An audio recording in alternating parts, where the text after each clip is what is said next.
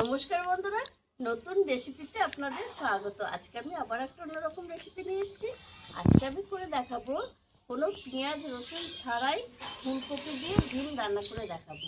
এখানে একটা গোটা তাজা ফুলকপি নিয়ে নিয়েছি, আর এখানে ডিম, টমেটো, আলু, আদা, কাঁচা লঙ্কা, তেজপাতা, ঘি, নুন, চিনি, সাদা তেল, হলুদ গুঁড়ো, লঙ্কা গুঁড়ো, জিরে গুঁড়ো, কালো জিরে। আমি খুব সাধারণভাবে হালকা পাতলাভাবে একটা ফুলকপি দিয়ে ডিম করবো। এতে আমি পেঁয়াজ রসুন দেবো না, কিন্তু অসাধারণ লাগে খেতে। কিভাবে এই রেসিপিটা করবো প্রথম থেকে শেষ পর্যন্ত ভিডিওটা দেখুন, স্কিপ করবেন না। আর ভিডিও ভালো লাগলে লাইক শেয়ার সাবস্ক্রাইব করতে একদমই ভুলবেন না। প্রথমে আমি এই যে উনুন ধরিয়ে কড়াই বসিয়ে দিয়েছি, কড়াইয়ে জল দিয়ে দিয়েছি, আর একটু নুন দিয়ে দেবো, দিয়ে ডিমটা সেদ্ধ করতে দিয়ে দেবো। আর এদিকে ডিমটা সেদ্ধ হতে হতে আমি কাটাকুটিগুলো করে নেব। ডিম একদম সেদ্ধ হয়ে গেছে, আর ডিমগুলো এত সেদ্ধ হয়ে গেছে ফেটে গেছে। আর এই জলেই আমি ফুলকপিটা একটু ভাপিয়ে নেবো।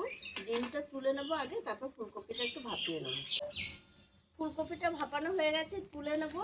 আর এই সময় ফুলকপিটা একটু ভাপিয়ে নিলে ভালো লাগে, ভাপিয়ে না নিলে একটা গন্ধ গ্যাস আসে, ওর জন্য একটু ভাপিয়ে নিতে হয়। আর ভাপিয়ে নিলে ফুলকপির গ্যাস অম্বলও কম হয়।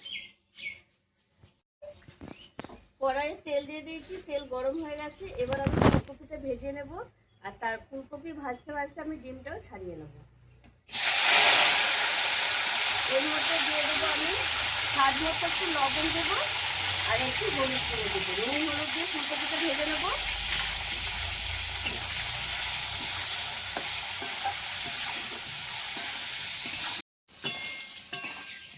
ফুলকপি লাল লাল করে ভেজে নিয়েছি, এবার তুলে নেব।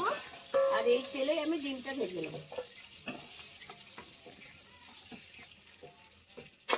ডিমটা ভেজে নেব। ফুলকপি ডিম সব ভাজা হয়ে গেছে। এবার আমি ফোড়নে দিয়ে দেবো কালো জিরে, তেজপাতা,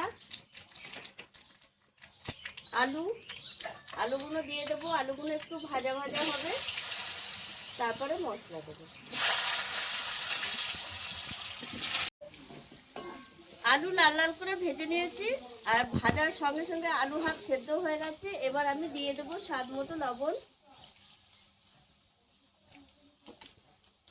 হলুদ গুঁড়ো,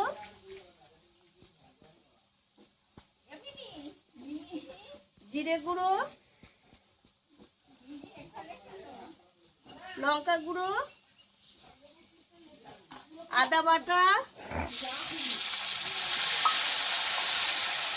চেরা কাঁচা লঙ্কা, টমেটো কুচি একসঙ্গে দিয়ে আমি আলুর সঙ্গে ভালো করে কষিয়ে নেব।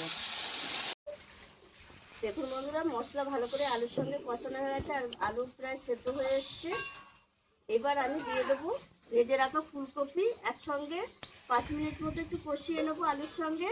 আর স্বাদ ব্যালেন্সের জন্য আমি একটু চিনি দিয়ে দেবো, দিয়ে একটু নেড়ে চেড়ে নেবো। এবার আমি জল দিয়ে দেবো, আর ঝোল ফুটে উঠলে আমি ডিম দেবো। ঝোল টকবকে হয়ে ফুটে গেছে, এবার আমি ডিম দিয়ে দেবো। ডিম দিয়ে 2 মিনিট মতো এরকম ফুটবে। তুমি তো বললে। এবার আমি দিয়ে দেবো একটু ঘি। আবার এটা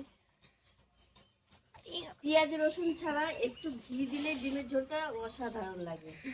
আর যারা ঘি পছন্দ করেন না, তাদের না দিলেও হবে। তাদের কাছে ধনেপাতা থাকলে দিয়ে দেবে।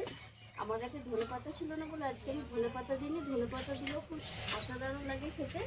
আর হয়ে গেছে আমার ফুলকপি দিয়ে ডিমের ঝোল। নামিয়ে দেবো।